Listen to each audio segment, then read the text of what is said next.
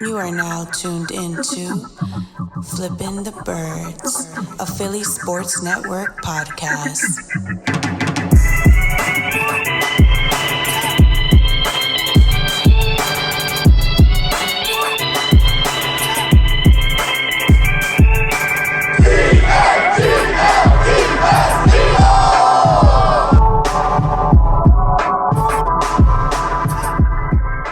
What's going on, Eagles fans? Welcome all to episode 66 of Flippin' the Birds. I'm Brian Cameron. He's Chris Infante. And again, second week in a row, I usually ask you how you're feeling, but let's be honest, you're probably feeling as down in the dumps as the rest of Eagles Twitter and Eagles Nation. There's no. I brought the compass behind me. I brought the compass behind me because we have no idea what direction we're going. It's fair to say that. It's very fair to say that at this point in the season. I mean, 3-7-1. Offense is as vanilla as it can be. The defense actually showed a tremendous amount of fight last night. I don't know about you, but I love the Darius Slay and DK versus DK Metcalf. The chippiness, the just raw, like the venom that was going on. It was exhilarating because that's the most we got from last night, honestly.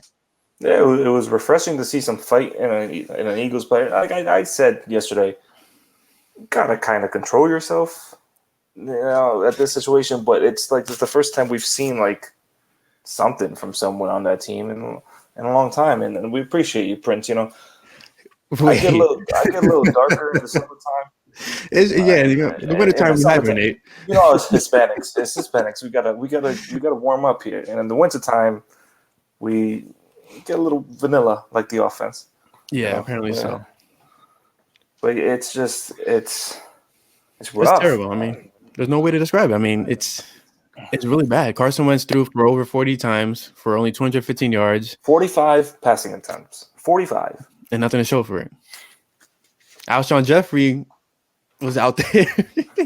Can we explain that? Like, he was. What's the logic behind it? He looked like if Seabiscuit was out there, this old ass horse trying to trot around, and I think he's a young thoroughbred again. He's not. I forgot who it was, but somebody on Twitter said that he looked like a handicapped giraffe running. Like that was the most he looked like that's way to describe it. He looked like the long legs of giraffe was trying to trek through the mud. It was bad. And then no Travis Fulgham into the fourth quarter. I think it was like 14 minutes left until the game ended. I mean, it's bad. You go from Fulgham, who led the league. Let me get my tweet out because I tweet bullshit all day. And just before you get that, I truly agree with Prince. I think Doug actually does want to get fired at this point. He's probably forcing his hand. He probably sees an opportunity somewhere else coming, and he doesn't want to miss it. He's heading to Houston. You got Houston. You got Houston. You got Detroit. So you got two places right there that you got Deshaun Watson, or maybe you get Matt Stafford for however long, but maybe you get a backup quarterback that you can draft, or maybe trade for Jalen Hurts, or you have some situations coming. You have Atlanta with Matt Ryan.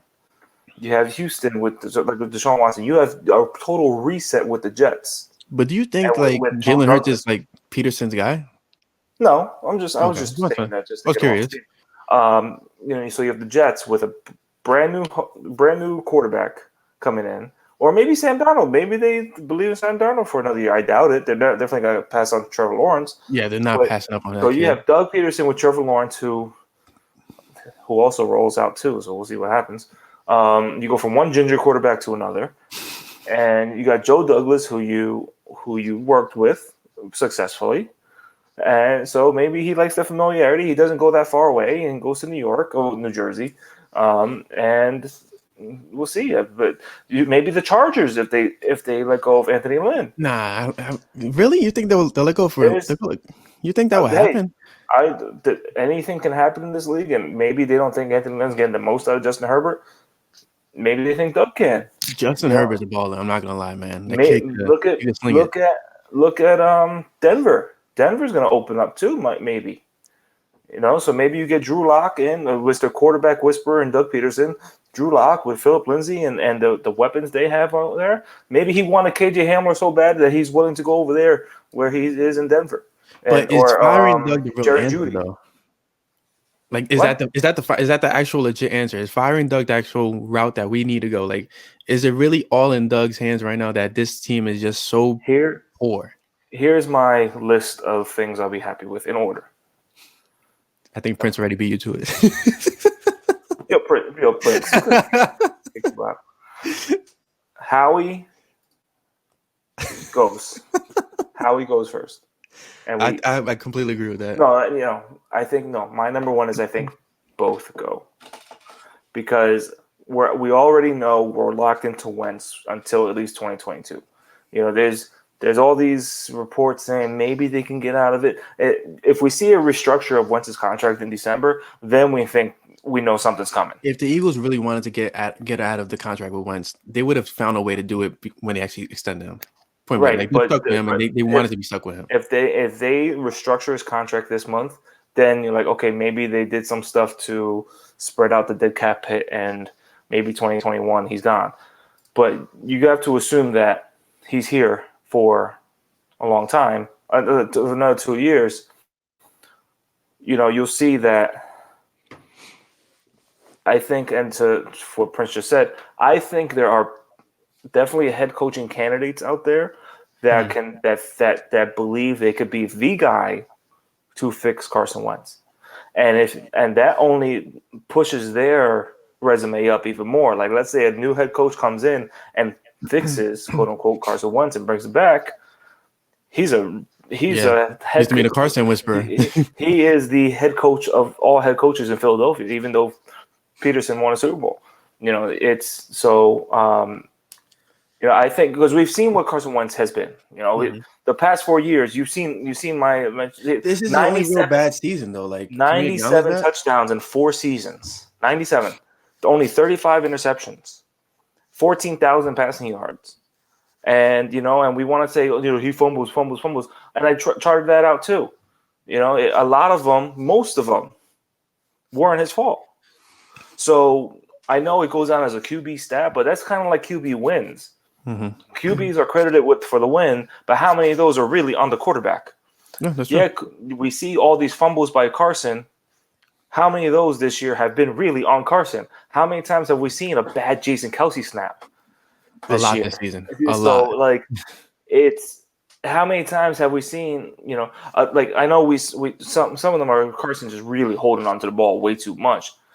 But how many of those have been Jason Peters got completely bum rushed, or Javon Brown got his ass kicked into Carson Wentz and a ball comes out? Like, how many times? Why are you mentioning that guy's name on this podcast today? Because it's episode 66, and that's his number. Kiss my ass. Okay, so I just think like Eric Bieniemy. That would be phenomenal. You don't think he wants to come and work with Carson Wentz? I'm pretty sure he does. I think a lot of people want to work with Wentz. I mean, I don't think everybody's as off of Carson Wentz as fans are, to be honest, and local media. Carson is not a bad quarterback. He's shown it for 4 seasons. This is the first season he's having a bad year. I mean, you're allowed to have a bad season. You're allowed to have it, especially when the roster is crap around you. It's. I think we saw that athletic report that from many sources around the league, former coaches, current coaches, executives saying like the offense is not working for Wentz right now. So he had so much to work. It's a system thing. The system doesn't work right now, and I think, and Prince is right. Whatever offensive coordinator comes in here fixes Wentz will be a head coach candidate. So maybe we get someone to fix him one time, and then if he becomes a head coaching candidate elsewhere, he brings Wentz with them in 2022. And then we're going to reset again. I mean, there's just so many things that can happen with this team, and not a lot of it is good. No, not at all. Because there's so many things that need to happen cut-wise. I mean, we saw the stupid-ass cut today with Will Parks. Getting released. I mean, I know they've gone to more three linebacker sets. We haven't seen much of Kayvon. I don't believe we'll see much of Graylin, honestly, outside of special teams, which sucks. They say that they cut Will Parks to get more of Graylin Arnold. Graylin Arnold's been playing. Like, he's been called up many times this year. Not at the expense of Will Parks. Like, Will Parks has been active on the same days that Graylin Arnold has been active. So I find that excuse bullshit. Like, you already had a few open roster spots, I believe, coming into the game. So that's why when Lane Johnson wasn't put on IR, before the game. People were like, oh my God, how are you not going to put? There was already a few open roster spots, so opening up another one really wasn't going to do much. Absolutely. So, yeah. To cut Will Parks and say, yeah, it was to get Graydon Arnold up, that's fucking bullshit. Like, that's absolutely bullshit. It feels like another LJ Fort move. I mean, obviously, I don't think they get a comp pick. No, they don't get a comp pick. It was only a 1 year deal, and it was for like a million. But it just feels like a little bit of a flex in the wrong direction for Howie to cut Will Parks, knowing that damn well, like, you could have used him. I mean, I'm not so completely sold on Jalen Mills. Ironically, Prince brings up, I'm not sold that having Jalen Mills play the Malcolm role. They go like this a lot. He's gotten hurdled twice already this season. I don't know. A lot of it doesn't make sense to me. Above that, Carson's not a West Coast quarterback. No, absolutely not. He's not. Like, you see what they're doing in Kansas City. You see what they're doing in Seattle. You see what they're doing Buffalo. You see Kansas City. But it's just more modern. They do a lot of. Doug is still stuck in the early 90s.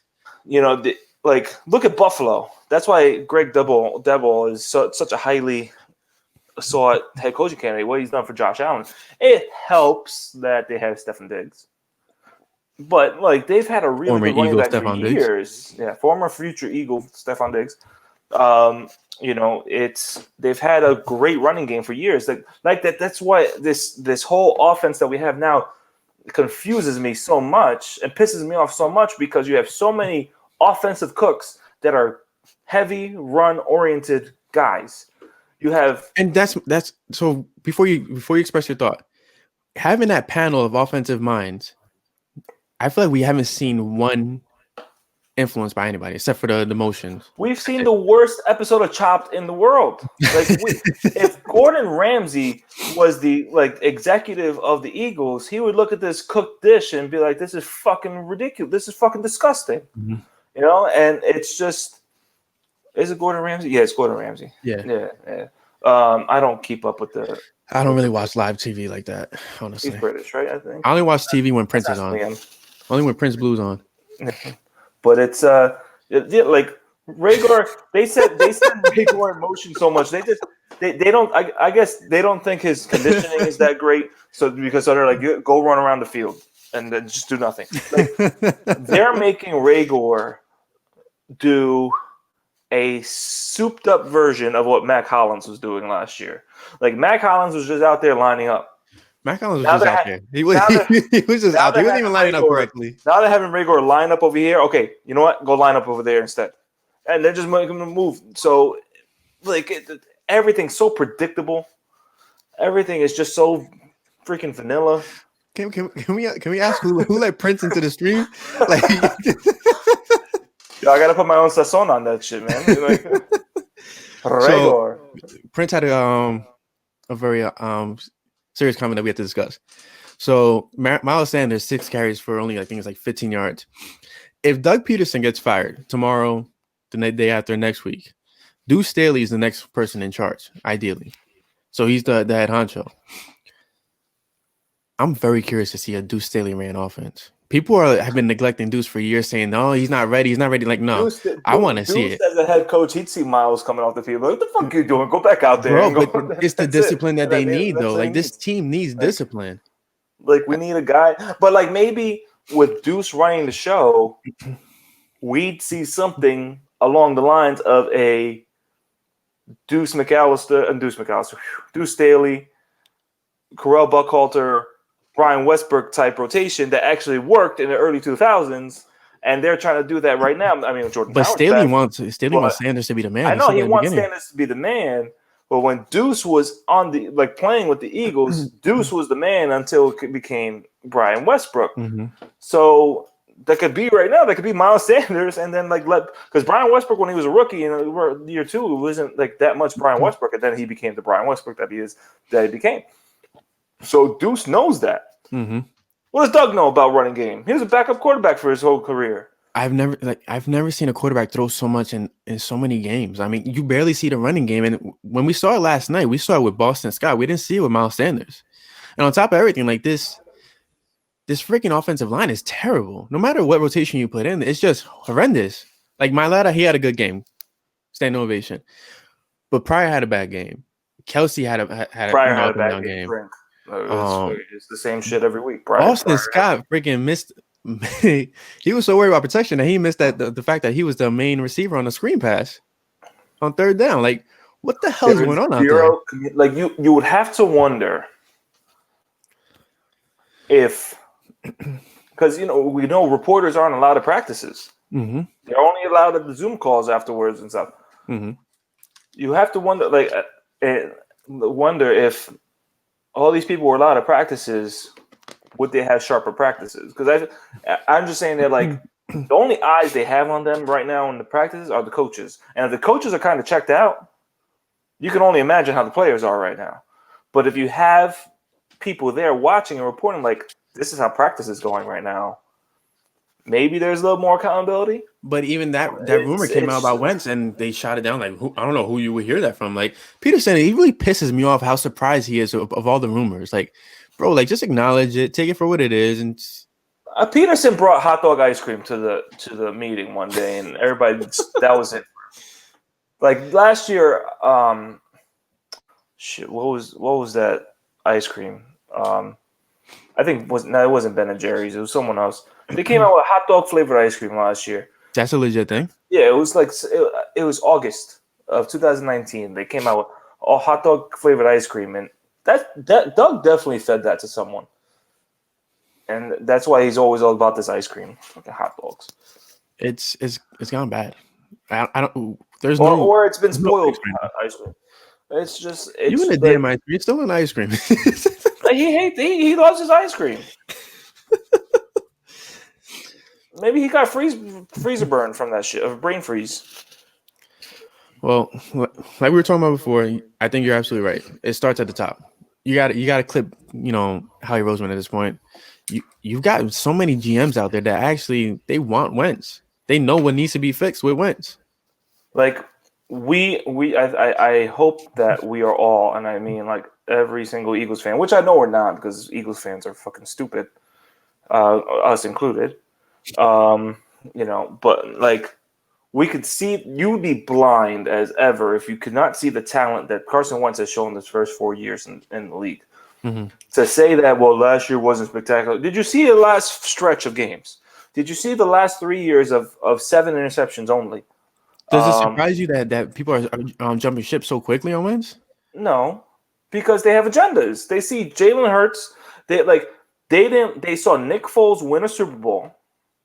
Then they see a different quarterback come in. Like, we got so enamored with Nick Foles winning the Super Bowl because it has never happened before. And I'm wearing this shirt tonight just as nostalgia because I'm trying to reminisce about the better days for the Eagles.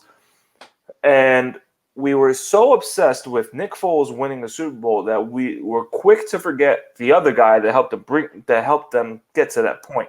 Yeah. And I hate harping on this because Nick Foles versus Carson Wentz should not be a debate anymore. But Nick Foles still has yet to finish a complete season. He just got benched for Trubisky. He gets benched for Gardner Minshew, and then he gets benched for Mitchell Trubisky, and Nick Foles does not get the Eagles to that point of a first-round bye that year. No shot that he does. Because when he came in, he stunk up the place except for maybe one game against the Giants. Giants game, had Raiders game as well, and he had a bad game against the Falcons. The Raiders game sucked, and the little series or two he had against the Dallas and the final game, he stunk. And he had a really bad game against the Falcons, and they got lucky with that bounce off Keanu Neal's knee that ended up in Torrey Smith's arms. That's what got them there. And then Foles has a nice stretch of games. He really had a nice 2-game stretch, if you want to be honest with you, with Minnesota and the Super Bowl. So he finally did it. And that's when the failure of Carson Wentz started. Because, one, everybody knew he wasn't coming back to the start of the season. Mm-hmm. So, like, all right, let's roll Foles for this whole season. Then people want to say Wentz was rushed back, which I think he was. But you saw the first few games of that season really bad offensively. So you needed the guy. And what did he do in the few games that he played? 21 touchdowns and 7 interceptions. And then he went down again. So people were obsessed with Carson is a guy that can come in flashy, but he's not there for you when you need him. So they wanted a guy who was there for them when they needed him for 2 games, and now they want a new guy who's a winner in college. You know, how many quarterbacks have we seen that were winners in college, not win in the NFL? Oh, tons. So we're so quick to be like, you know, it's Jalen Hurts, and I get that people want to see Jalen Hurts because we've seen mediocrity from the quarterback position this year, from fault of his own and fault of everyone else around, and both at the same time. And I get it, and I've been of the opinion that McNabb, Cobb type benching could be in the way, you know. But McNabb got benched halftime one game. The following game, Cobb starts against the Ravens and stunk it up. And then McNabb came in and had a great stretch of games. So maybe that's what Wentz. I think it's a little too late right now. I feel like Jalen Hurts doesn't deserve that right now. Now you're 3-7-1. What kind of spark are you going to have right now? Because I think the Giants face Seattle next week, so I think Seattle's going to beat them. But you still got Green Bay for us. You got New Orleans for us. That's a winnable game just because, outside the ground game for the New Orleans, you had Taysom Hill do nothing at quarterback position. I doubt Breeze starts because his ribs are down in Chili's. And then you have an Arizona team that we just saw DK Metcalf rip the best cornerback in the league apart. Well, he did it to Stephon Gilmore. He did it to Stephon Gilmore. Maybe that's why I think as well. Next week, we have Devontae Adams coming, waiting for us. The following week, you got Michael Thomas. The following week, you got DeAndre Hopkins. Michael Thomas might be overrated at this point. He hasn't. Right, okay, that's fine. But you still got Emmanuel Sanders on that team, too. Who's not a slouch. Yeah. Then you got the Cardinals, Larry Fitz. You got Christian Kirk, Andy Isabella. You know, the only thing – and then you got Kyler Murray, who's an MVP candidate. And then you got the Cowboys and Redskins again later on. So whatever their name is. But, it's – I just don't see a reason to – of course, you want your favorite team to win. Mm-hmm. But there's no – There's no hope for the season, honestly. There's no hope. Like, you're going to put in all this effort – to lose to Green Bay next week, most likely. Mm-hmm. And then maybe you shock the Saints. Maybe you shock the Cardinals. Maybe you win. You sweep the rest of the Cowboys and Washington. That's 4 wins right there. Then you're 7 wins. Maybe that wins the division. But then what happens? Then you're facing Tampa Bay. Then you're facing the Rams, who are overrated. You're facing these teams that are going to whoop your ass.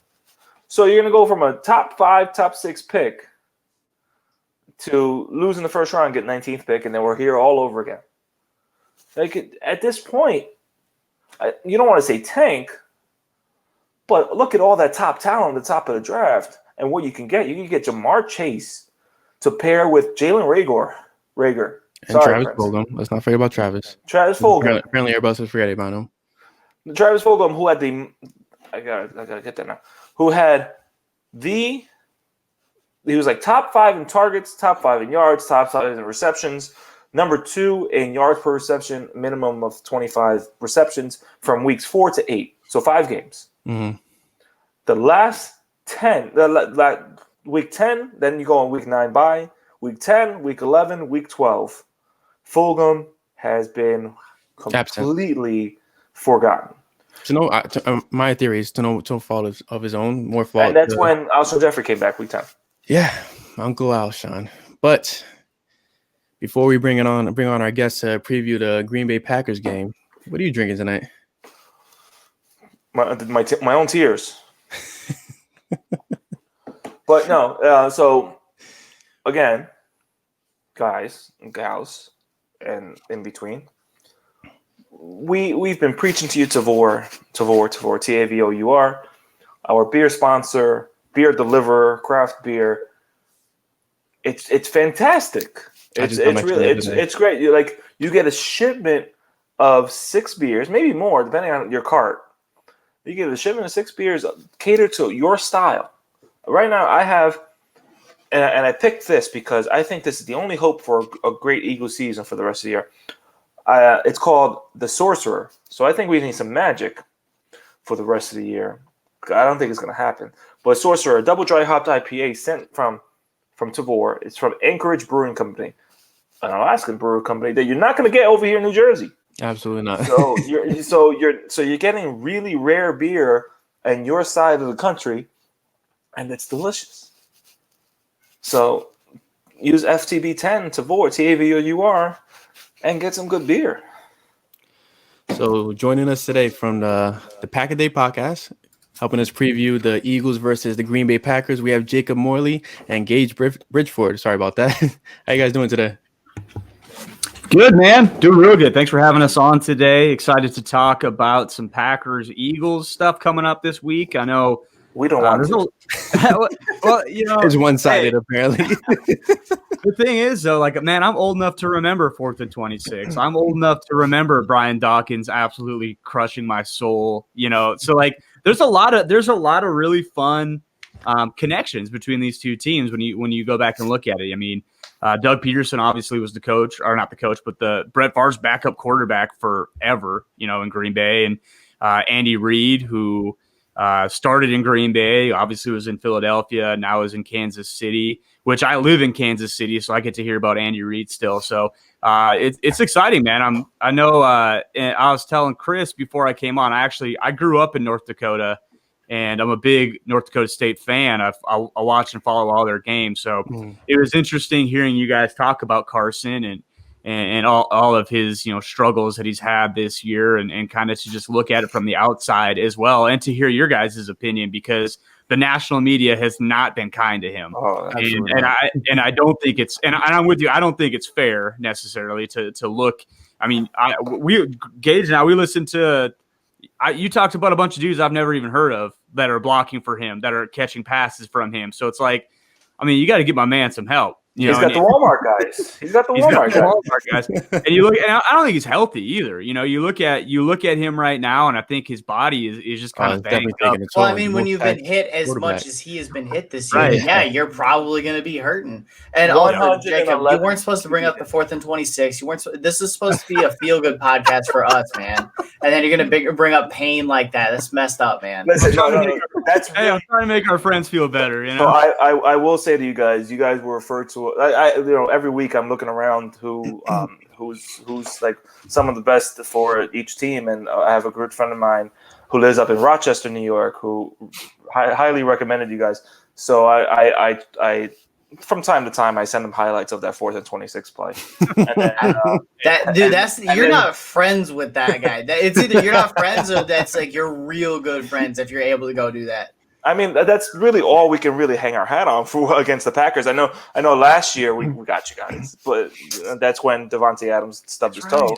Devontae Adams stubbed his toe after cooking you guys for 3 quarters, and then you guys were like, "Hey, hold on. I'm getting ready to give you props. Give me a second. Give me a second." He cooked you for 3 quarters, and then you're like, "Man, Green Bay can't stop the run to save their damn lives. Let's just run the ball." That's all you did. That's all you did, and you won an entire game off of it. I was just sitting there watching. I'm like, there's nothing you can do. Where's nothing Green Bay can do. Where's that Doug Peterson? I don't know. That's not there anymore. I'm a fantasy guy, and I got Miles Sanders a lot of places. I would prefer him to go back to that. Please. Yeah. If there is any get-right game for the running game for Philadelphia, it is against the Packers. Facts. Yeah. Did you not just see the Eagles face the worst pass defense you've ever seen in your life and only come up with 215 passing yards? Well, yeah, you faced an elite pass rusher in Jamal Adams. That's going to happen. It's wild because he's not lying. Like, that's how it looks on TV right now, because we have such a bad offensive line. We have a bad system. Everything's just bad in Philadelphia. Well, you guys are beaten actually up, right man. for once. Like the entire NFC East, I think, has been hit with the injury bug more than just about any other division. Like between you guys and Dallas. Oh, yeah. What do you guys have? One starting offensive lineman? 2? Kelsey. And then Dallas has Zach Martin. So you guys have 2 starting offensive linemen. Sayamalo just came back. And I guess if you want to call Peters healthy, I don't because he only played last night for an incentive, and we all know that he was only playing for incentives. Yeah, so it's so Seumalo was out for a while. Jason Kelce just started his 100th straight game last night, and which is incredible for a center. Like it's like, and especially of his height, it's like you would think he would miss a few games here and there due to who he's going up against. Aaron Donald, he's going against Kenny Clark, he's going against guys that are just mammoths, and he's Bobby Boucher. Might as well add him into the mix. Playing against that Washington front, and then the Giants front as well, because the Giants have nobody on the back end, but they have 17 starting defensive tackles. It's pretty impressive. So just 2 quick questions. So first, Jacob, there's a rumor going around that apparently you're the second best Jacob on Pack-A-Day. And I need to clear the rumors and figure out what's going on over there. That's our guy, Jacob Westendorf. Yeah, I can't deny that. That's No. Jacob Morley is the best Jacob on the Pack-A-Day podcast. He's definitely the better one. Jacob Westendorf is definitely second best. And then the second question is, it's refreshing to see people from the outside of Philadelphia actually see what's wrong with this team, opposed to seeing Eagles Twitter just go in a blazing fire saying, put Jalen Hurts in or put this person in, like just little things to solve it when it's a bigger issue. I mean, no offensive line. The defensive line has finally woken up. Wide receivers are not being used properly. The running game doesn't exist. I don't remember the last time actually. You don't want to talk about wide receivers with Green Bay fans, okay? Well, they gave us Travis Fulgham. We got no sympathy for you. We have Devontae Adams, and then we ignored the wide receiver position, but it's all based on scheme. Like Green Bay is doing what Philadelphia should be doing, which is you're making the most of what you got. You have Green Bay is a product of scheme more than players. Like, yes, Devontae Adams is, in my opinion, top 2 wide receiver in the league, and I don't think he's 2. Oh. Okay. And then you go to, and then it's a bunch of you got over JJ Arcega-Whiteside. It's close. It's close. Okay. I mean, it's awkward that DK Metcalf, who went like 6 picks after JJ, had more yards and receptions last night than JJ did as a rookie, but we're not going to talk about that here. No, we can definitely talk about that here. That's really fine. You can talk about your boy Rager, who I loved pre-draft too, taking him over Justin Jefferson as well. But that's something. That's something I will defend. Rager's been dealing with injuries, and he's just not getting used properly. I think that the issue with Philly is they're trying to their system doesn't work. They're like Green Bay has mastered like, okay, we have what we have. We're going to work with it, and they're able to get guys open. Like Jacob, you watched it. We've seen guys like Malik Taylor, EQ, MBS, Out Lazard, all these guys just running open because LaFleur, or however his name is pronounced, apparently. I saw that. Yeah, that. I was like, I don't know what it is. I'm going to continue to call him LaFleur, and we'll just move on. He gets guys open. That's what he does. Philly doesn't do that. Like there was multiple instances last night where Philly guys are just getting covered, and like you said, Seattle's deep secondary is on pace to be the worst in football history.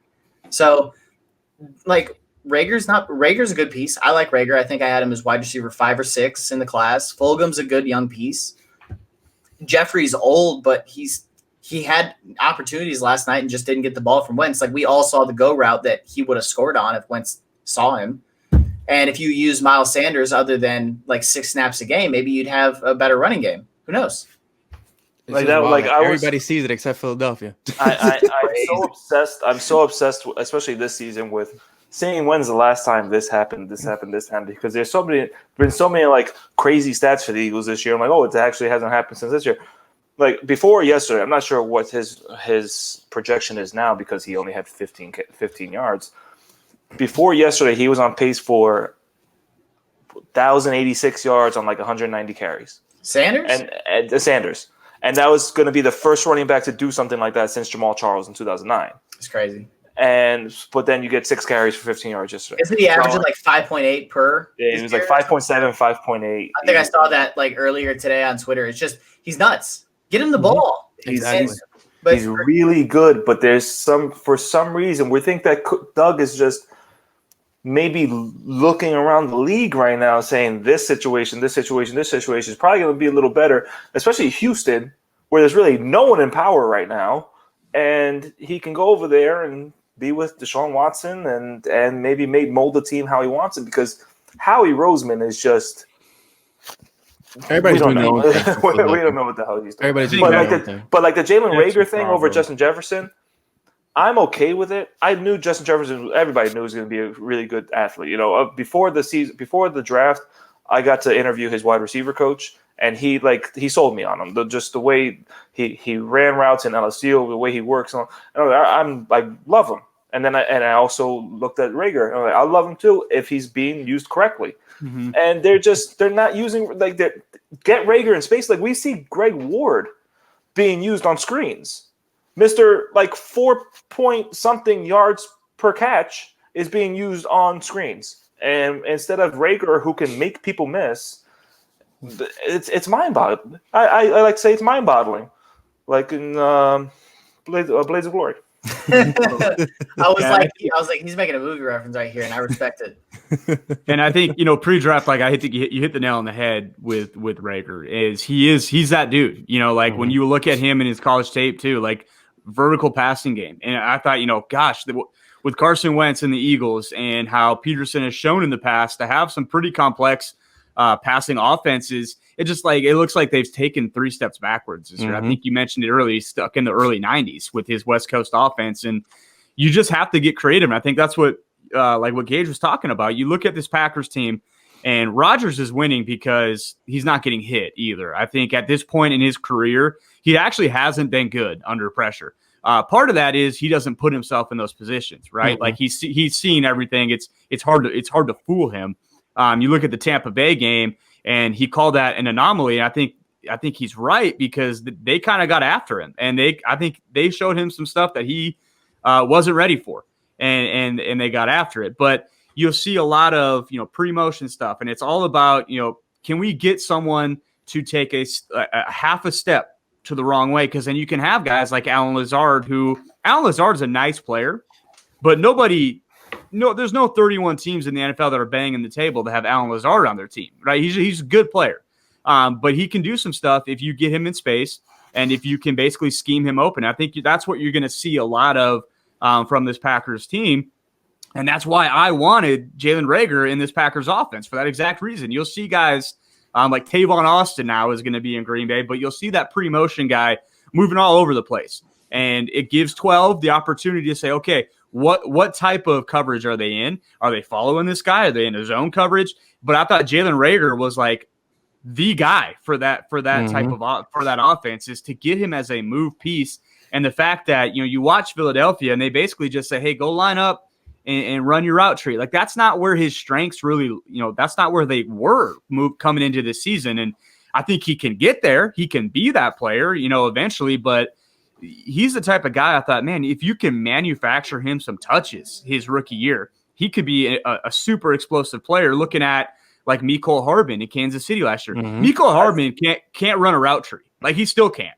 He's not a good receiver, but if you can scheme him open, if you can get the ball in his hands, he's electric. And I thought Reagor was that guy. I like Reagor way more than I liked Hardman last year coming out of this draft, especially downfield. You want to talk about Kansas City receivers? I thought Jalen Reagor was closer to what Tyreek Hill is. He's not a huge dude, but when that ball was in the air, he's got that my ball mentality. You put it up, I'm going to go get it. And I still think the Hardman draft pick was more due to the Hill issue. Because that was absolutely there was a lot of question marks around whether or not Hill was going to play. And I think if Hill doesn't have that question mark, I think that they don't draft him. Hardman obviously feeds into their whole narrative of you can't teach speed, but I don't think they draft him, or at least they don't draft him in the second round. Yeah, if Hill has no question marks. Also, by the way, you said Rodgers isn't getting hit. Eli Berkovitz, Book of Eli NFL. If you guys don't follow him, he's a really good follower. He's good. He is good. Per PFF, Aaron Rodgers is one of only 2 quarterbacks who have yet to be hit while throwing the ball. That's wild. So now, again, it's PFF, and they're the way they grade stuff isn't perfect. Yeah, sometimes we love them, sometimes we hate them. We can nitpick them. We can nitpick stuff, but I mean, they also when it comes to grading, when a guy's playing good. Jair Alexander is, I'm pretty sure, still grading out as the best corner in football, and he's played the best corner in football this year, so that makes sense. But this one, I think Rodgers has probably been hit once or twice, but he's not been hit a lot. This offensive line is protecting him. So like Jacob said, he's getting the ball out. He's getting the ball out on time, which is really important because as a guy that's watched Green Bay over the last few years, the main thing I've wanted to see Rodgers do is use that quick hitting offense, like against the Bears on Monday Night Football a couple of years ago when they had that big comeback in the second half, Jacob, that where Rodgers didn't move and he got the ball out in under 2 seconds on like every single snap. Mm-hmm. I want to see that all the time because that you can't defend it. You simply cannot. Like, it doesn't matter if you have the best pass rushers in the world. Like, you could have prime Reggie White, Lawrence Taylor, Aaron Donald, just everybody, and you're not going to be able to get to a quarterback in under 2 seconds. Just doesn't happen. Yeah, and I think that's, the major difference in this offense. Matt LaFleur, year 1 to year 2 is the fact that he is getting the ball out quicker. There are guys that are winning immediately. So I think that's what you'll see from the Packers offense. Packers defensively, like if I am Doug Peterson and I have watched this season unfold, how you beat Green Bay is you go watch that Minnesota game. The Packers offense wasn't stopped. They weren't slowed down, but they ran the ball effectively. They stayed with it. And I mean, they had drives. I think the first half of that game, like each team had the ball twice. Yeah, no, it was a bunch of long drives. And that's how you beat them. And honestly, if Philadelphia does that, they have a shot in this game. And it's like they have the personnel to do it. Mm-hmm. So it'll be interesting to see what they come out and do. Now, on the other side of the coin, that's Green Bay. What they want to do is they want to score on you right away. They want to get the ball back. They want to turn it into a 2-possession lead. And then they have the pass rushers in the Smith brothers and Gary and Kenny Clark's coming on to just tee off. That's how they're built. That's what they want to do. But if you can keep them in those big packages, having to actually honor the run game, that's where, and you guys get it because Packers fans, Eagles fans, both extremely passionate fan bases. Packers Twitter is wild on game day. I mean, you give up one long touchdown drive, and it fire everybody. This guy sucks. Get him out of here. Like everyone's garbage, and so I'm sure it's very similar. In Philadelphia. See the tweets about Carson Wentz when is it Darius Slay yesterday? I mean, his whole family got Darius Slay. Like people were coming after his wife.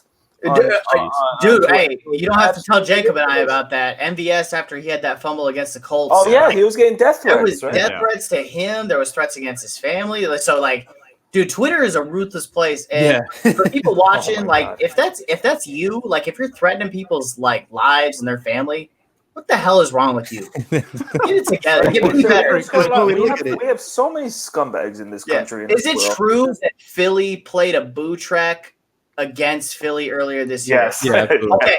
I heard that. I wasn't watching that game, but I was like, I loved it. I was like, is that true? Is that real? Did y'all really boo your own fans on your own boo track? Come on. Come on, man. It's a narrative. I mean, that's how it is in Philadelphia. I mean, the fans you play for us or we're kicking you out, which sucks because it seems like in a situation like this where we have, like you said, we have the personnel in place. It's not so much it's not so much Wentz, it's not so much the receivers, so much the scheme, it's so much the coaching staff, so much the fact that we have no healthy offensive linemen. Yeah, at the end of the day, there's more to it.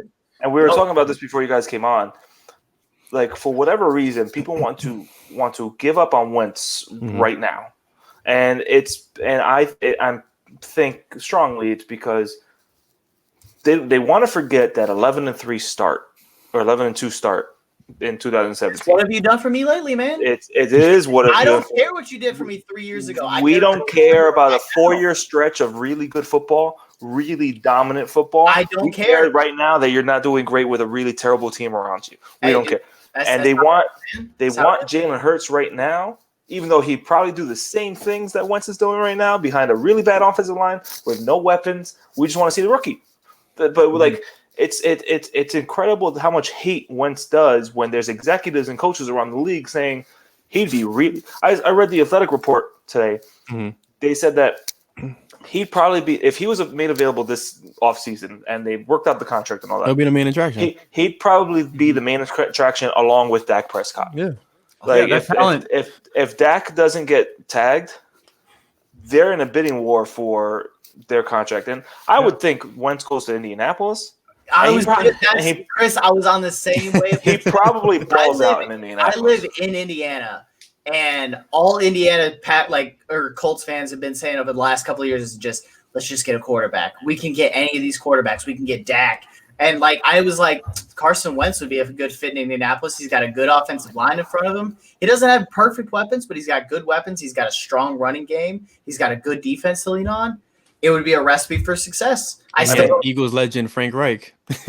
Yeah, I know that's another thing too. The infamous coach. Y'all can give Frank Reich back, and Carson Wentz isn't that bad.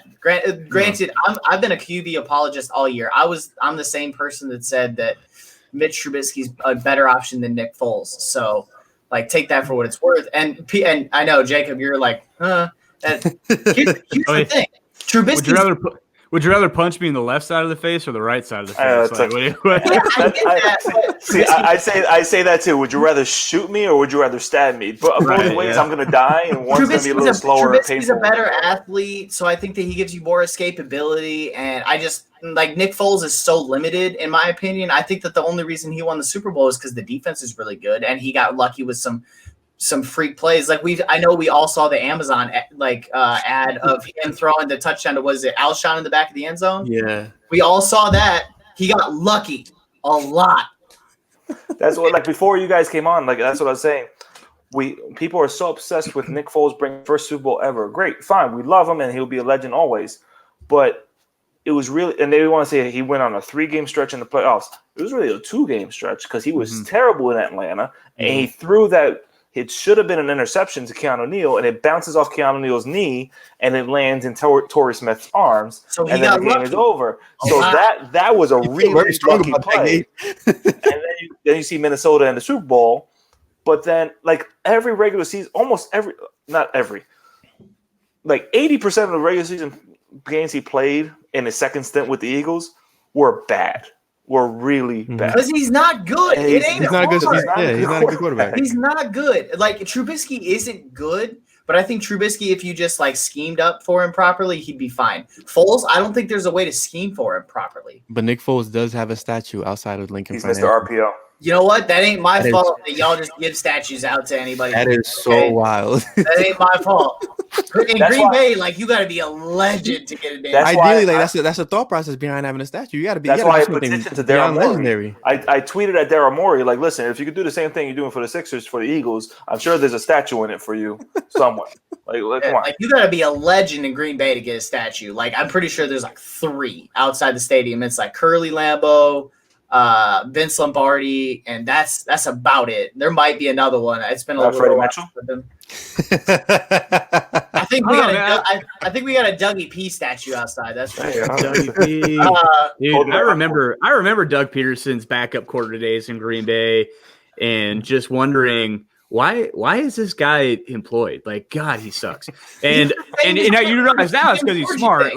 It's the Jim Sorgi argument in Indianapolis. Why did Indianapolis continue to hold on to Jim Sorgi? He wasn't good. Why'd you keep holding him? You want those minds. You want those minds in your quarterback. Because Peyton Manning liked him, so Brett Favre liked Doug Peterson. That's why you keep him around. You have your starting quarterback, and it costs you nothing to keep this backup on. Because they're not a threat to your job. He's not a threat, and I'm sure that Brett and Doug got along super well, so that's why he's. We have Brett Favre with his damn comments a few weeks ago about the Eagles picked the wrong quarquarterback. Dude, you can't even. Let's get started about Brett Favre making comments to stir things up. Oh my god! I love Brett. I got a picture of Brett right here. But man, oh man, dude, this is a question I wanted to ask you guys because I don't know in Philadelphia. Do Eagles fans realize that the Packers Super Bowl win in 2010, one of their top 10 plays that season was the Deshaun Jackson punt return against the Giants? Do people realize that? Because they talk about statues, they almost deserve one. Because if Deshaun Jackson does not return that punt that Steve Weatherford kicked that he wasn't supposed to kick to him, I don't think it was Weatherford. It was Matt Dodge. It was Matt Dodge. Okay, who was it? It was the Giants, though, right? Yeah, so I remember Red Nose Tom Coughlin just pissed just about going it. Oh yeah, And you see him saying, "What did I tell you? What did I tell you?" Well, yeah, exactly. But if he doesn't return that at the end of the game, the Packers probably don't make the playoffs that year. Oh, so you're welcome. Exactly. That's why I wanted to say thank you guys. And I just thank you. Yeah, and I mean it really, because I know there are actually like clips of like top 10 plays from that season for Green Bay, and that's like number 8 on the list. That's and so I don't know if Eagles fans realize that or not, because you're so laser focused on your own team, and sometimes you don't even realize like, oh wow, what did us winning this game actually do for the playoff picture or stuff like that. So thank you, fly Eagles fly. I was on the ground of my living room floor, like comatose from that game, and I just didn't. I was what was it? I was a junior in college then. No, senior. It all meshes together now. That's how it was for the Green Bay Dallas game. The Jared Cook sideline catch there, Jacob. That's like I was on my floor. I was a junior in college. I was on my floor like this. That, and then because that was the same year as the Richard Rodgers Dick Rod. Hail Mary. Yeah. Yes. Who just caught one last night? Dick Rod. Yeah. Y'all love that guy, right? I mean, oh man, he's coming in handy this season a lot. I mean, have 2 good tight ends, and neither one of them is Zach Ertz. Don't get us started on the Ertz debate, man. This could be the Richard Rodgers revenge game, y'all. I didn't even think of that, man. He looks like offense lately. He looks like he's lost, like serious talk. Like he looks like he's lost weight. Because when he was in Green Bay, like he was the shape of a pear. Like he just looked like he had all this back and he couldn't move. Like that's like with like Sternberger and Tanyan, like the joke is still like they are the anti Richard Rodgers, because I mean he like in Green Bay he looked like he just had cement for feet. Like that dude would catch the ball and not be able to move. Oh, so like Alshon Jeffries. Yeah, basically he's just same guy. That's why he fits in with Zach Ertz. Zach Ertz can't break tackles. Richard Rodgers can't run after the catch. They're the same guy. Well, I like Zach Ertz, man. When he played this year, he had negative expected yards after the catch. I know that there's like I'm pretty sure there's a Twitter account. Like I don't follow it, but I see it every once in a while. Did Zach Ertz break a tackle today? And it's always I'm sure Chris runs that account on the low. No, we don't talk about it. Yeah, but I was like looking at next gen stats and all that, and it said like expected yards after catch, Zach Ertz was like one number, and his actual yards after catch were behind that expected, and he's like one of the few that get negative difference, and he just because as soon as he catches it, he's like he just goes back, and it's like going back to last year's game, like not having Ertz with Goddard, like that's good. That is what the Eagles did that killed the Packers. Is they just came out in 12 personnel.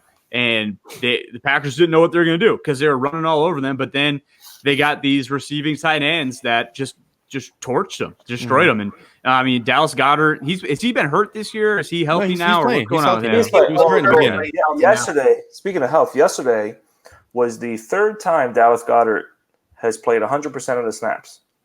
Really? And he's only played 38 games. Zach Ertz has only done it 4 times. Exactly. I like whole career. A lot more games. Probably about 30 more games or so, right? Zach Ertz has played 112 games.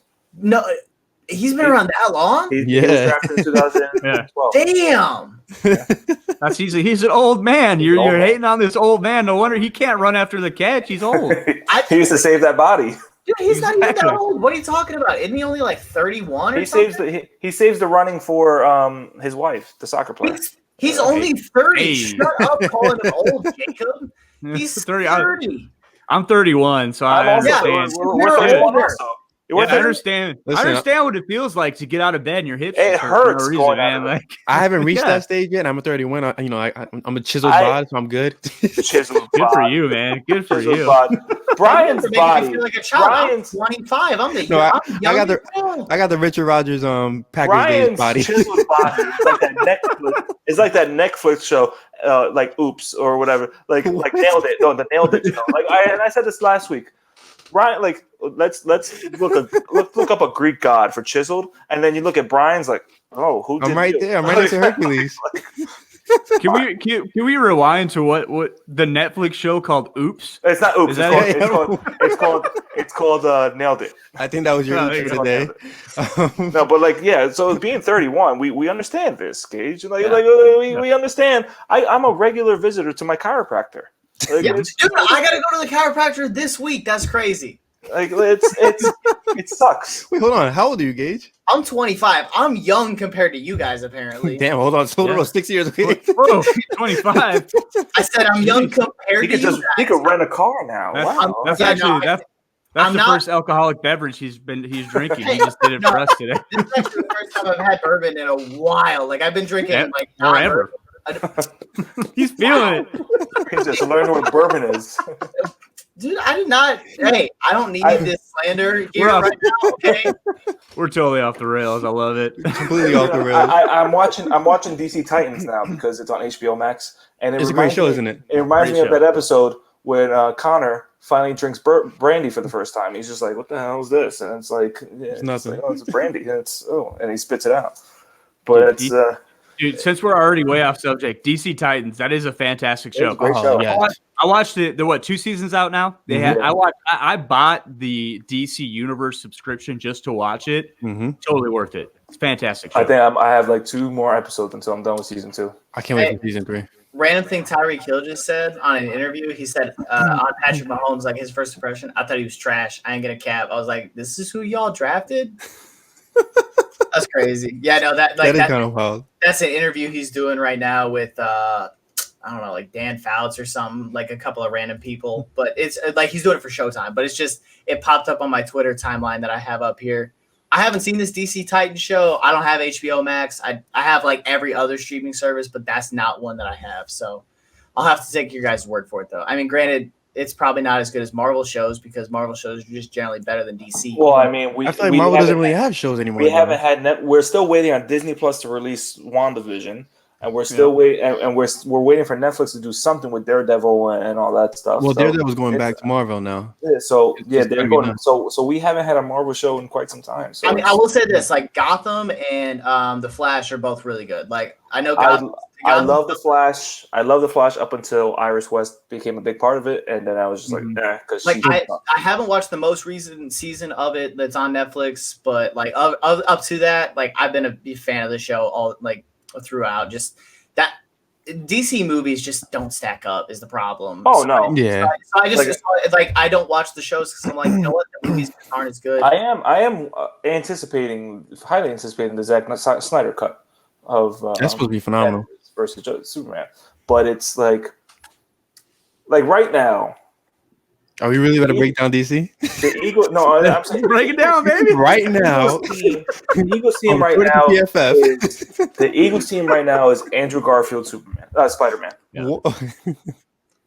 It's bad. It's bad. Andrew Garfield. No, time out. Andrew Garfield Spider-Man wasn't bad. The movie was bad. He was pretty good. It was the worst of the 3. That's not fair. That's not fair. I'm gonna agree with Gage on this one. That's not fair. That's like saying, oh, the third worst team to win the Super Bowl was the worst team. They still won the Super Bowl. Okay, yeah. Andrew Garfield was like the movies weren't great, but like he did a good job in his role. Like we're so used to Into the Spider-Verse as an Eagles team because that movie is phenomenal, and that was our Super Bowl year. And now we got a bunch of kindergartners trying to retell the story. Dude, you guys are getting like DC movies that like are like knockoffs of Spider-Man. Like, you're like, hey, who's this guy? That's basically what your offensive line is at this point. Everyone wants to knock DC, but they forget that Christopher Nolan's Dark Knight trilogy is what kicked off this whole superhero craze. I don't forget that. That was phenomenal. I don't forget that. I just acknowledge the fact that it's been a long time, and ever since then, you've kind of screwed it up over and over. The Batman versus Superman movie was hot garbage. Suicide Squad had more hype than just about any superhero movie of all time. Had so many trailers. And the best part of Suicide Squad was the beginning, where like the recruiting of everybody. Like that was the only good part of that entire movie. Like them fighting through the city was trash, hot garbage. The actual recruiting, that was great. Everything after that, awesome. So there you go. That's the Eagles season right now. The recruiting of the free agents and the trades and all that coming up with Darius Slade, Javon Hargrave, Will Parks, wait, and all that. don't knock Darius Slade. Like I'm not. I mean, he's not the best corner in football, but it's fine. There's still some good characters in the Suicide Squad. So there you go. Darius Slade is one of those characters. He's a good character. Yeah, he's a good character. Yeah, but like he's like Deadshot. The whole thing. I don't know if I'd give him Deadshot praise. He's like Killer Croc, maybe. No, what? Nobody likes Killer Croc. Yeah, I stand by my statement. Damn. Darius Slay's out there fighting with DK Metcalf. That's a bold strategy. You let me know how that works out. I mean, at least Darius Slay's like doing something to fight, whereas Jalen Mills would just get in someone's face and wag his finger after like on Sunday when Aaron Rodgers just overthrows someone on purpose. Jalen Mills is going to think he did something. No, I was watching the game last night. Every time there was an incomplete pass that was like had no shot, he's like this. Every corner that wasn't Darius Slay is like, shut him down. I'm like, you didn't do anything, sir. Like on a throwaway. That's the ultimate defensive back aesthetic, though. Like, I know. They all I do love that. it. Yeah, they no. The good ones don't do that. Darius Slay doesn't do that. Jair doesn't do that. Jalen Ramsey, Jalen Ramsey. No one throws that. Jalen Ramsey's not on your team, so he definitely does that. But just good corners don't do that. It's below average corners that are the ones that are out there like waving their hands like they did something. You didn't. Got to market yourself. Got to get your name out there. Whatever. Got to build a brand. Speaking of Jalen Mills got a terrible brand. That's all I'm saying. Go ahead. Like so many people coming into this season were like, Jalen Mills moving to when he moved to safety, it was fine. It was just when he moved back to corner, which is not fine. He has the swag, he has the green hair, he's gonna be fine, and it's not doesn't work. So what you're saying is let guys do what they're good at and don't make them do something they're not. Yeah, it's a crazy concept. It's a crazy concept. Like, don't put Preston Smith in coverage. Yeah, no, we know all about defensive coordinators not knowing how to just let their guys do what they're good at. Yeah, we hear that Mike Pettin and Jim Schwartz are kind of buddies as far as they're similar in that. Yeah, well, Jim Schwartz too has got a history in Green Bay as well, just with his time in Detroit, and he's a shit talker too. Like you saw that last night with DK, but he was the same way in Detroit. So dumb. Why would you do that? Why would you hype him up right before the game? Like you're good, but you're not good enough. Yeah, you're good. You're not DK. You're not Calvin Johnson. Oh, you mean I'm not arguably one of the best receivers of all time? Yeah, sure. Cool. I get the sentiment. I get what he's trying to get at. Yeah, I see both sides. But why did you do that? Don't say that. Yeah. For after the game. Don't do that. Most guys already operate with a chip on the shoulder. Don't give him an extra chip. It's like that old guy just coming into just seeing a young kid doing something like, oh, you're real good, but back in my day, I had this guy, and so that's Jim going to DK like, oh yeah, you're real good, but I had this guy named Calvin Johnson. Oh, I don't think you've heard of him before, but he's fantastic. You're not him yet. Yeah, thanks, Uncle. That is. Oh, go ahead. No, I said thanks, Uncle Rico. Yeah, I bet you could throw a ball over the mountain. I was going to say that is 100%. Packers Twitter versus Chiefs Twitter right now. Every time Patrick Mahomes does something out of this world, well, Aaron Rodgers has been doing that for 10 years. Like, I mean, we know they're both really freaking good.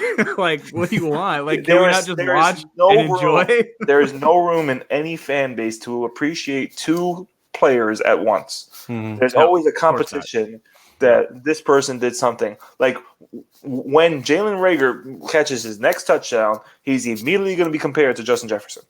Yep. Like it's when Carson Wentz on Sunday completes his first pass, people are going to say Jalen Hurts could have made that pass better. There's no reality. And Nick Foles would have won a Super Bowl with that throw. So. Like that yes, that throw would have gotten him a bigger statue. And there's no winning for any player in this league. Like you do something great, you can go 20 for 20 for 200 yards as a receiver, like 20 targets, 20 receptions, 200 yards, and they'll complain that you didn't get 201 yards. Like you did it.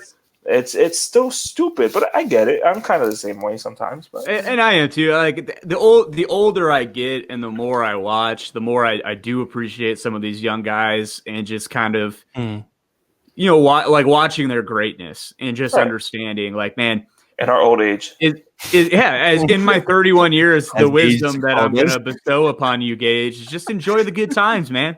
Even like as Eagles fans do.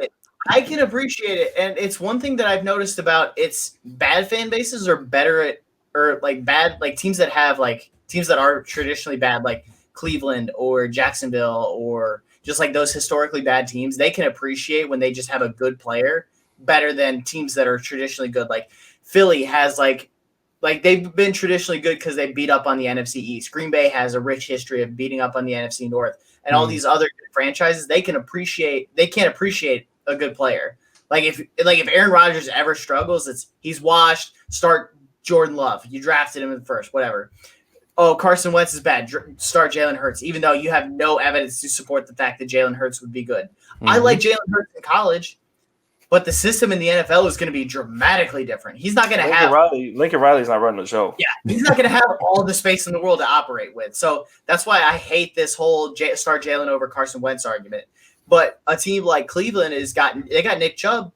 They're just Nick Chubb's awesome. That's it. There's no debating. Like Nick Chubb could put up 5 or 6 yards. It's not his fault. He's great. Yep. And I love bad fan bases for that reason, because they're just like, you know what? We're just gonna take what we have and be okay with it. And then I see a good fan base that like Patrick Mahomes goes 40 for 41, but that one incompletion was a pick, and it's like he's trash. I'm like, I hate all of you. We just saw Jacksonville last year go crazy over their quarterback's mustache. Mm-hmm. And that was not disrespecting yours. I think we can all admit. Movember's over, but I'm just going to keep this baby going. Hey, speaking of your mustache, have you ever visited manscaped.com? Is that a sponsor? Yeah, it is a sponsor. You got to send me that lawnmower 3.0 or whatever. The lawnmower 3.0. It's 20% off now, plus our code FTB for an extra 20% off. You're in business. You go down to we go. You go down to brand, man. Manscaped the mustache is like Carson Wentz right now. With the Manscaped, it's 11-2 Carson Wentz. You know, like MVP front runner. Jalen Hurts could be Nick Foles in the playoffs with Manscaped 3.0. That's right. This is fumble Carson Wentz right now. This is turnover. So back to Carson Wentz. So before my computer's about to die here, so I gotta get this take off real quick. But you talk about how Doug Peterson, so Doug Peterson wants to go to Houston to work with Deshaun Watson.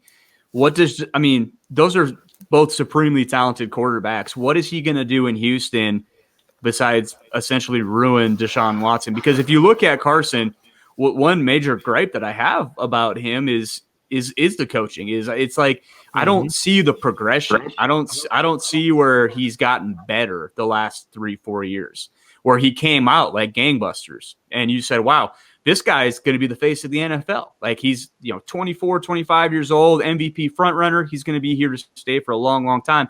And that guy hasn't gone anywhere. He's still there.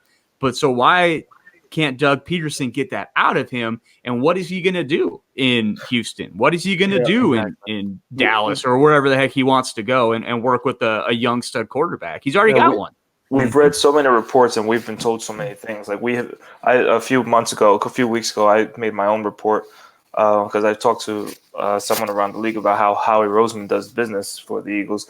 And it just seems like Howie and Doug aren't on the same page. So we mentioned Houston because there's no one in charge there. So Doug Peterson going there to be with Deshaun, he can kind of maybe he gets personnel control. Maybe he's the Chip Kelly in Houston, that the Eagles had with Chip Kelly here, and he gets to kind of mold that team around what he wants, because it's just clear as ever in Philly that the players that he wants to play aren't getting chosen or aren't getting or not getting traded for, signed, drafted. We did see that Howie picked Jalen Reagor because he went with what the coaches wanted instead of what the scouting report said. But then you look at the rest of the draft, and you're like, Doug said in his press conference today, but what else are you going to say that he was on board with the Jalen Hurts pick? Like, well, what else are you going to say to that question? No, I didn't want him. Mm-hmm. But then you look at later on, they didn't get another offensive player, skill player until John Hightower and Quez Watkins. Quez Watkins has barely played this year. John Hightower leads the league in drop percentage. I think John Howard's going to be a nice player, but then you look at the rest of the year. Deshaun Jackson, it gets healthy, quote unquote. You trade for Marquise Goodwin, who to no fault of his own is not playing this year because of COVID.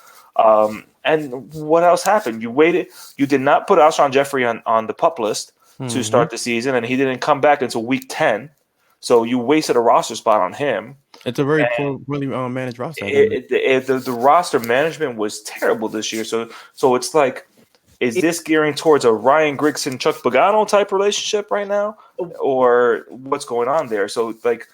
And we were also told that Carson Wentz kind of is not the most coachable guy, surprisingly. And maybe he and Doug aren't really seeing eye to eye with what's being played, because Doug clearly threw Wentz under the bus last game against the Browns, because before the Browns game, reporters were asking, what about rollouts? Because Carson's really good when he's being rolled out.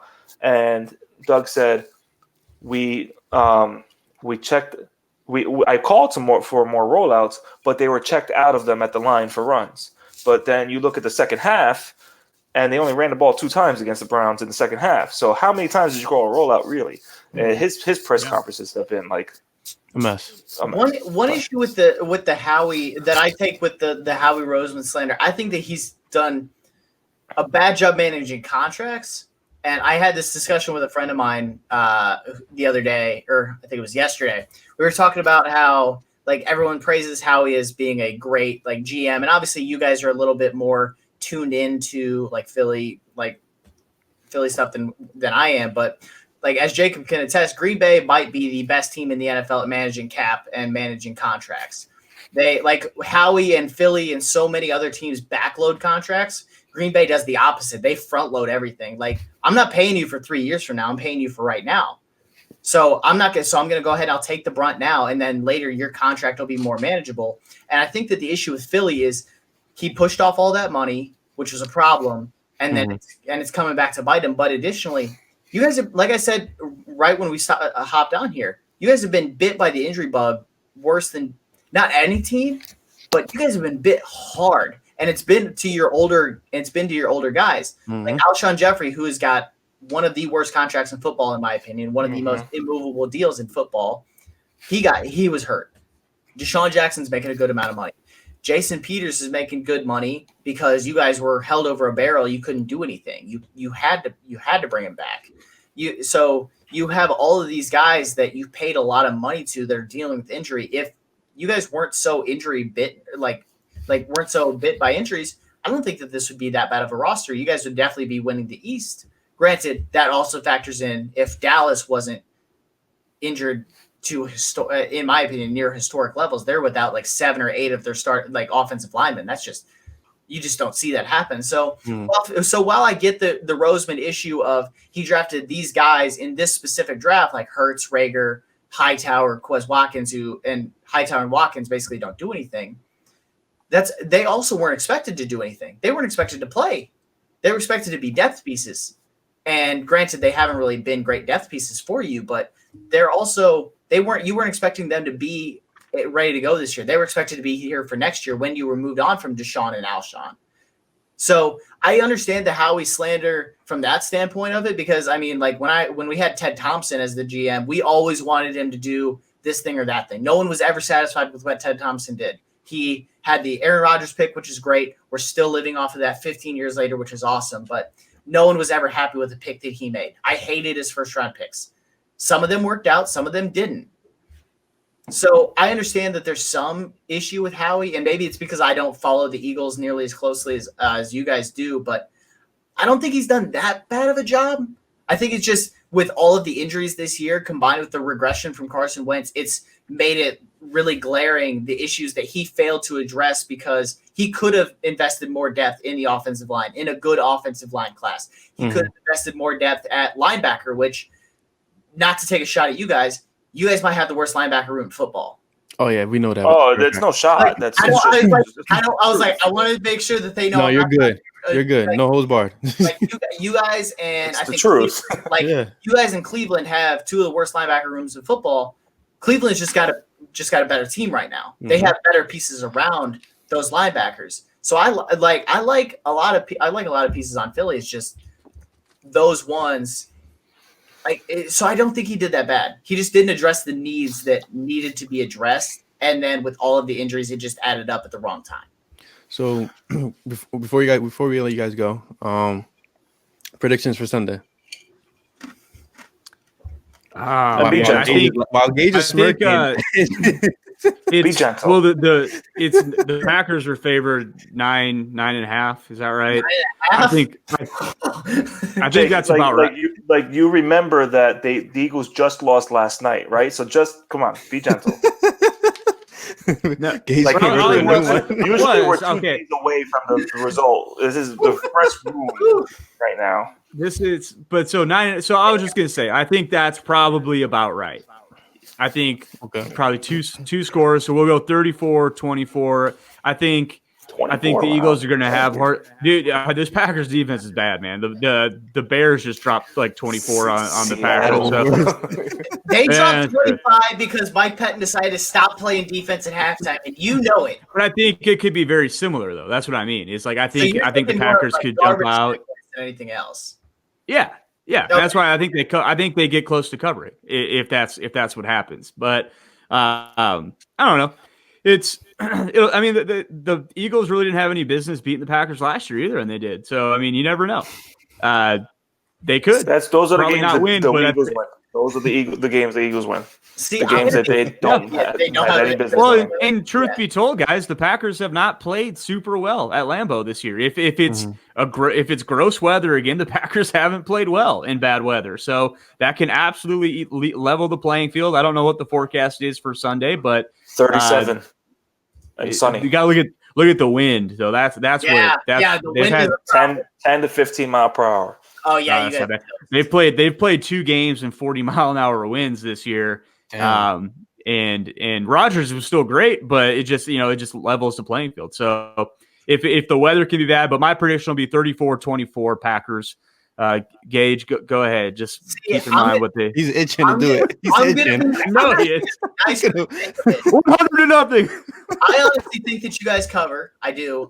You guys are we're 9-point favorites right now. I personally, do you think they cover this spread, or because it's going to expand throughout the? I think it shrinks. To be honest, I think it shrinks because Philly is the difference between these two teams is Philly's a beaten up team that is getting healthy. Green Bay is a team that's largely healthy, so the spread's not really going to grow too much in their favor. There's not a lot of information that's going to come out that's going to move it in their way. I think that the spread is really big. Green Bay's defense doesn't shut the door. I had a 10-minute rant on a podcast that came out this morning, last night about it. Green Bay's defense frustrates the ever-living crap out of me because they have multiple games this year that people are like, oh, they only barely beat this team or that team. And I'm like, no, they stomped the shit out of that team.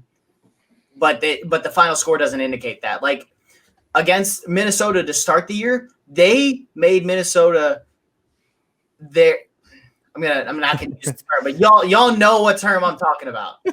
They stopped the ever-living shit out of Minnesota. They were the better team from stem to stern, from start to finish. It wasn't even close.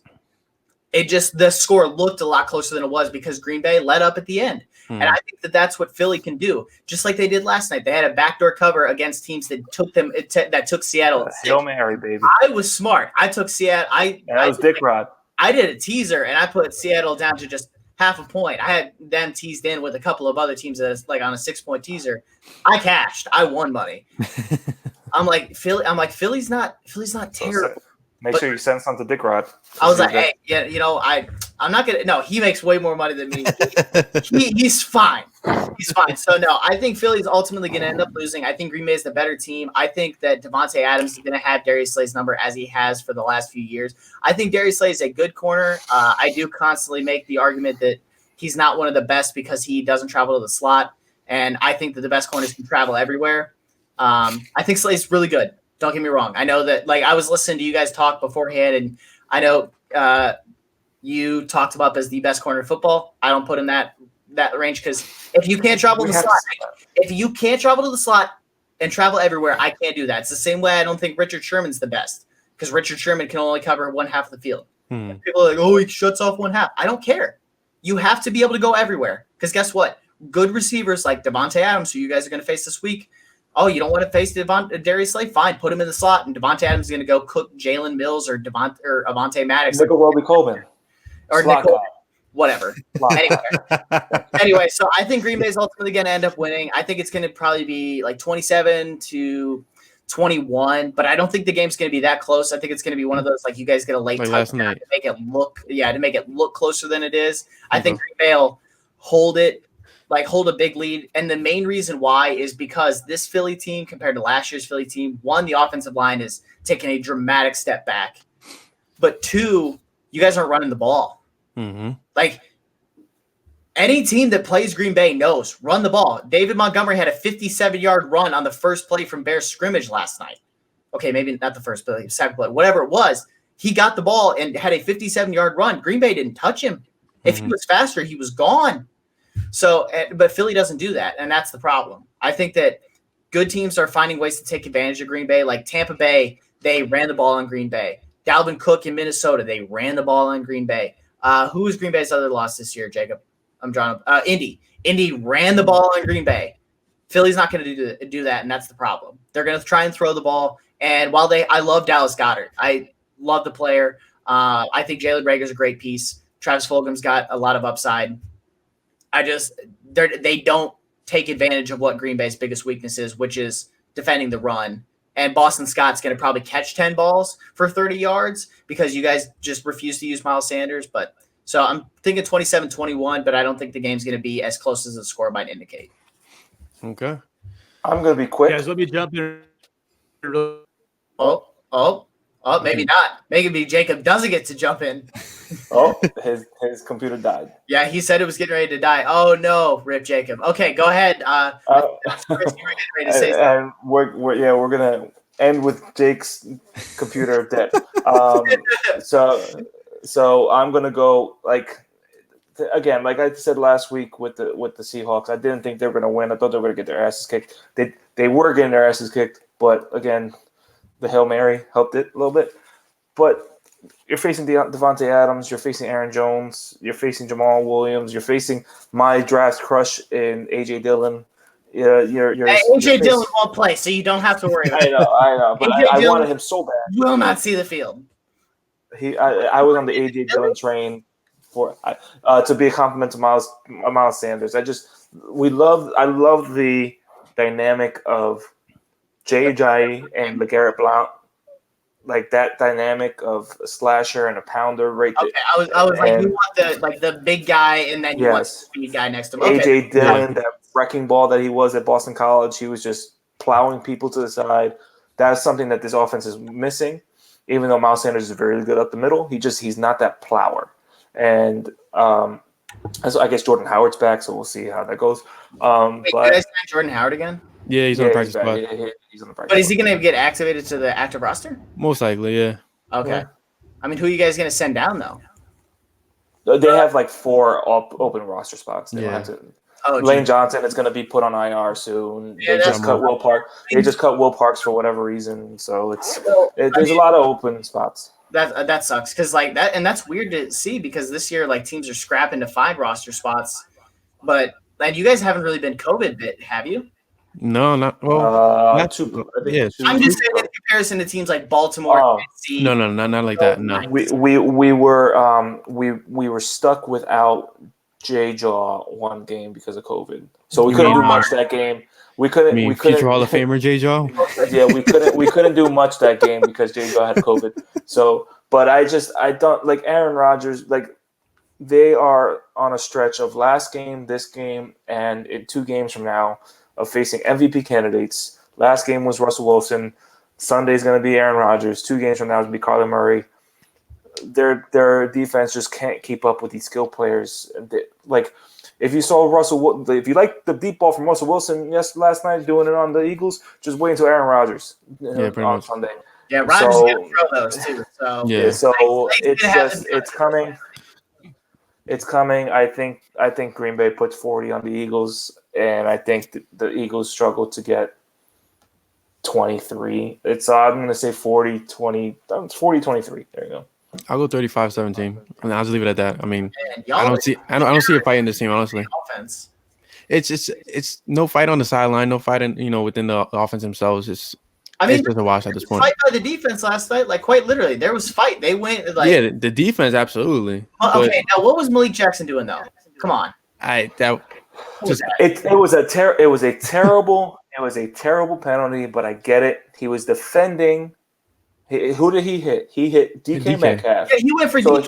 After it happened though. He was tired. He was pissed off of all the DK Metcalf J-Jaw comparisons. He was trying to get it wiped out. So there you go. He was defending the J-Jaw pick. There you go. Yeah, I get like why he was doing it. I'm just like, it's just no point in it because you cost. Hey, but Derek Barnett saved the drive there. Dude, Derek Barnett had the best game of his life for about 15 minutes of play. And we hope that Derek Barnett doesn't do the same thing against Green Bay that he did last year. And that was a dirty hit against Jamal Williams, I think it was Jamal Williams. Yeah, it was the Jamal Williams hit. Yeah. He was going through it last year with a dirty hit, so. Yeah, no, he had a couple of them like in back-to-back weeks, I think. Mm-hmm. I think in the Green Bay game, and then it was like the week after that, he had another one because Green Bay Twitter watched that game and went after him. Because this is just what he does. He did it last week. He did it again now. So he's not that player. Their record would indicate. I don't think they're I don't think they're a great team, but I think they're better than the record indicates this year. But before can you guys like this question from Walt? Could you throw it back up on the screen for a second? You talking about the personnel one? Yeah. Right, I wanted to hear you guys' answer to it before I got off of here. Is there another? No. I think that Chip Kelly for that 1 year, his draft was decent that year. You got Aguilar in the first. You got Hicks that year. You got I forget who else was Eric Rowe part of that draft or no? No, yes, Eric Rowe was that draft. So you had a decent draft, but then the results of it wasn't a good team. I'm talking about like I said, his 1 year. Like the 1 year. I'm not talking about year two. I'm talking about that first year. The first year, he didn't really get that power until the last year. His third year, his last year. Howie was technically still the GM, quote unquote. He still had the title. So that's why, when I do all these researching and articles about Howie's tenure, I still include 2013, 2014 because technically he was the GM. Even though you want to argue, was he really the GM? Because see all these moves of LaShawn McCoy, Deshaun Jackson's gone, and all this stuff. But then, I don't use 2015 at all. Okay, but like Walt said, I don't know if there's ever been a guy that's been, and I mean, also we can make the argument Bill Belichick hasn't even been perfect. Nope. No, because you look at his drafts and it hasn't been great. His drafts are suspect. He's really good at the free agent management, but it's the draft issue. And it's also helped he's had Tom Brady for a very long time. Yeah. By the way, the fact that you guys have had drafted one Pro Bowler since 2013, it was Carson Wentz. That stunned me. When I heard that, I was 2013, Lane Johnson. No. They said since then. Carson Wentz was the only one that, or maybe it was 2014. My mistake. But it was said on the podcast last night that they've drafted one Pro Bowler and it was Carson Wentz, and that's the only guy that. Yeah, so I will tell you right now the exact number because I wrote an article about this. So if it wasn't 2013, it was 2014. But bottom line, it was incredible that you guys have had good teams, and the fact that you've only had one right now. That's wild. That's almost impressive. Yeah. Because you can almost even teams to just win the division on a random year will generally have two. Indy was never a great team, but they always had Luck and Ty, or Robert Mathis would sneak in there and stuff. Green Bay obviously always gets Aaron Rodgers. Aaron Rodgers gets voted in every single year, and then Devontae. Am I frozen? No. Yeah. If you're frozen for you, you're not frozen for me and it's Brian, right? Yeah, it's Brian. Okay, I was I'm pretty sure it's Brian, but I didn't. Okay, you know why? Because I was just bringing up a bunch of different. I was just bringing up a bunch of different screens on my computer, and it just made the whole thing just shit the bed. I get that. So like they drafted Lane in 2013. But right? yeah, so but quickly, it's been drafted since 2010, 2013. Okay, go. Like since 2010, drafted, It's been Brandon Graham, Zach Ertz, Lane Johnson, Carson Wentz. That's it. Fletcher Cox. Oh, okay. I believe that's it. I think I'm missing one, but I think Jason Kelsey was 2011. Okay, So that's 6. That and 6 in 10 drafts it's not great. And only one of those has come in the last like 6 years. I think the stat though it was in regards to they haven't drafted a Pro Bowler after Carson Wentz. I thought it was like 2014 because Carson Wentz was the 2015 draft. 2016. Was he the 2016 draft? Okay, so he was the 2016 draft, but they said like 2014 because like Lane was their last one before Carson, and he was in 13. So 14, 15, none, and then obviously Carson in 16, and then nothing since then. And nothing against their last draft. I don't think they're getting any Pro Bowlers out of this class. Like Rager dealing with an injury didn't help, but wide receivers so deep this year, and you can only vote for like 6 wide receivers in the Pro Bowl. Yeah, it's really hard to get wide receiver in the Pro Bowl unless you're like having a crazy year this year. Like between like Tyreek, Nuke, Devontae, Stephon Diggs, his year. But yeah, I just wanted to like get that question from Walt like at least before I signed off because it was a really good one because I don't think that there's been a whole lot, and I think the teams are getting into that idea that don't give coaches that control. And that's why I don't really think if Doug goes to Houston, there's no way they give him GM control. They just went through a coach tearing down a roster and making it the second worst roster in the AFC South. Like giving away DeAndre Hopkins for nothing. Yeah, for a second round pick. Oh, was it DeAndre? Didn't he tweet like I'm glad that Arizona? Yeah. I saw that and I was like, damn, Bill O'Brien is just getting body bagged on Twitter. Over. So quickly, I got my article up before we go. Okay. So since 2010, 6 were drafted by the Eagles. They had 21 Pro Bowlers. 7 of them were drafted in 2010 or after, and 6 of those 7 were by the Eagles. The average of Pro Bowlers drafted from 2010 are 8.5, so they're below average on that. Okay. From 2016, they've had 10 different players make it to the Pro Bowl. Which is above average of 9.25 average per team, and only 1 was a Pro Bowler, and the average is 2. The Packers have 1. Yeah. The Eagles, so the ones are Jets, Lions, Cardinals, Buccaneers, Packers, Texans, Giants, Panthers, Broncos, Eagles, Vikings are the ones that are at 1. The ones that are at 0 are Bengals, Washington, Patriots, Raiders, and Chargers. So you really, like I said, you really can only make the argument that the Pats, the Packers, and the Vikings are really the only ones who've had success since 2016 with the minimal amount of drafted Pro Bowlers because they do so well in free agency. Well, and the thing with Green Bay, like they've had Kenny Clark was a borderline Pro Bowler like for every year, but then you have Fletcher Cox, Aaron Donald, just nose tackles such a super deep position. Devontae Adams has been a borderline Pro Bowler multiple years. Everyone's like, oh, he's only had 1,000 yards once, but he had 997 yards twice. So, yeah. So like wide receivers been deep. They have deep positions, and then Aaron Rodgers gets in. David Bakhtiari was in there with Jason Peters, Andrew Whitworth. Just left tackle's been supremely deep. So like that's what. And then in Philly, the same way. Like they have Fletcher Cox, they have Jason Peters, they have guys that may have a case for being there, but they just play at arguably the deepest position. Right. They don't play linebacker. Yeah. They don't play running back where it's not super deep. They play at deep positions. Like this is probably the deepest defensive tackle has been in league history right now. Just like you look across, at least half the teams in football have an elite or borderline elite defensive tackle. You good there, Chris? I'm sorry. I'm just. Dude, you're good. You're good. I finished off my drink, man. You're. Listen, when you get to double dry hopped IPAs, let me know. Man, this was my third one of the night. So let's just. The 25-year-old getting a little frisky over there. But coming on Eagles fans, and I've heard you guys are pretty ruthless, so I had to make sure that I could hold my own. Oh no, we're good. We're good. We're the good side of it. Yeah. Catch me on Twitter on Sunday. It might be a different story. Oh, Chris, I'm after you, man.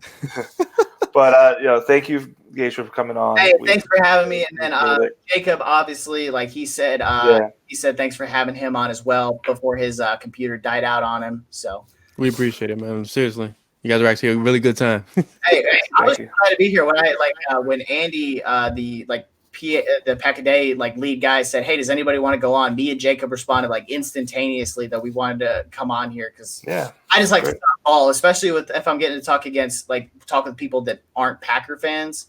That's my favorite thing to talk about. I would love to go on a Bears podcast sometime, just because that would be interesting. Bears fans would hate me, but at the same time, I've been semi-pro Bears all year. I'm like, they're not that bad.